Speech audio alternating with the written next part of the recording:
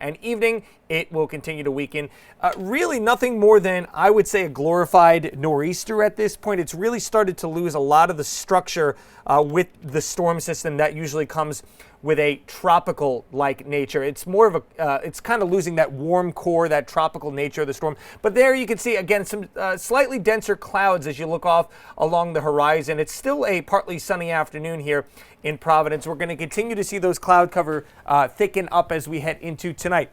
There you can see the leading edge of some showers, light rain working their way into Nantucket and Cape Cod by about 8 o'clock. The wind, these are gusts now. These are not sustained winds. These are wind gusts. So here in Providence, say a 25-mile-per-hour wind gust. You get over to New Bedford, maybe upwards of 30. And then you get out to the Cape, and you'll start getting those 40 to 50-mile-per-hour gusts with that heavy rain band coming in by tomorrow morning. Here we are at 9 a.m. We'll stop right here. A 50 to 60-mile-per-hour gust out towards Chatham.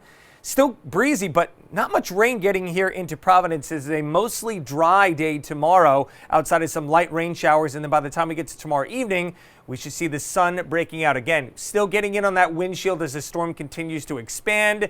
We'll have much more on this situation coming up. Again, the danger zone, if you will, or the high threat level is isolated to the immediate Cape and the islands, where we're going to have mostly minor coastal flooding, maybe some moderate coastal flooding. Speaking of the shore, let's go down to Dan right now. He is keeping us aware of what's going on right now down in southern Rhode Island. Dan.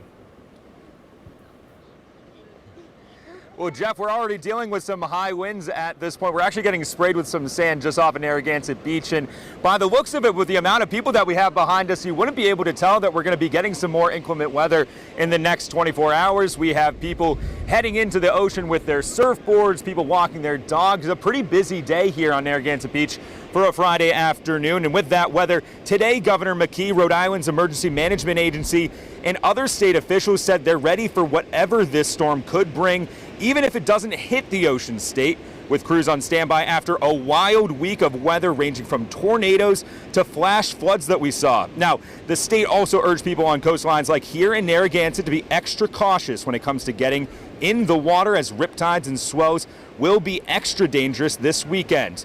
Longtime Narragansett residents told me they're well seasoned in how to deal with these dangerous conditions.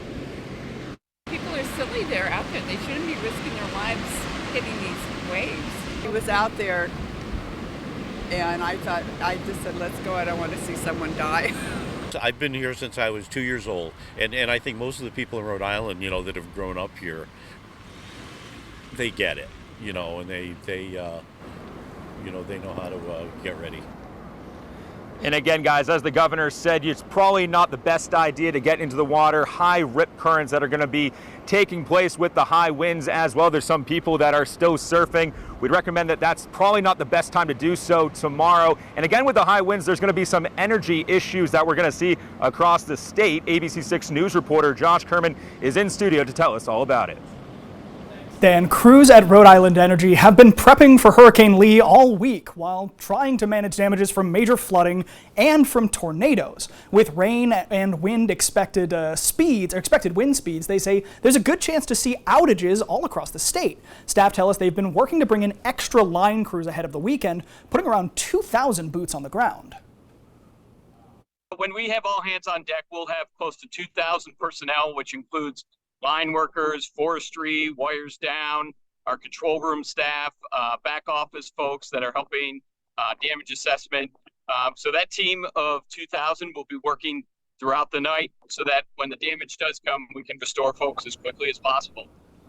Staff say they're hoping damage is minimal, but right now they're just waiting to see what Mother Nature brings. They've also been keeping an eye on possible high-risk areas ahead of the storm and making sure crews are nearby. That actually lines up with what we've heard from tree removal companies who I spoke with earlier today, telling us they've seen a major increase in calls, mostly focused on preventative work for concerned homeowners across the state. In the newsroom, Josh Kerman, ABC6 News. All right, Josh, thank you. Meanwhile, Governor Healy has already declared a state of emergency. The governor requesting FEMA to issue a pre-disaster emergency, which would then allow the state to qualify for federal assistance for personnel, equipment, supplies, and evacuation assistance. Up to 50 members of the National Guard, they say, will be sent to assist with storm preparations, including the use of high water vehicles. An update now on events going on this weekend. There's been some alterations. The Newport International Boat Show will stay open for now. as organizers keep an eye on the path of Hurricane Lee.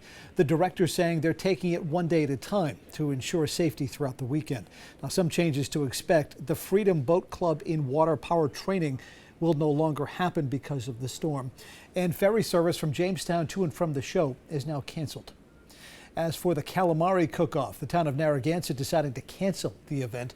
The Chamber of Commerce citing safety as the top priority, saying the large tents used during this event could cause some problems. They say refunds will be issued shortly. A list of events still going on in Narragansett can be found on our website. Just go to abc6.com.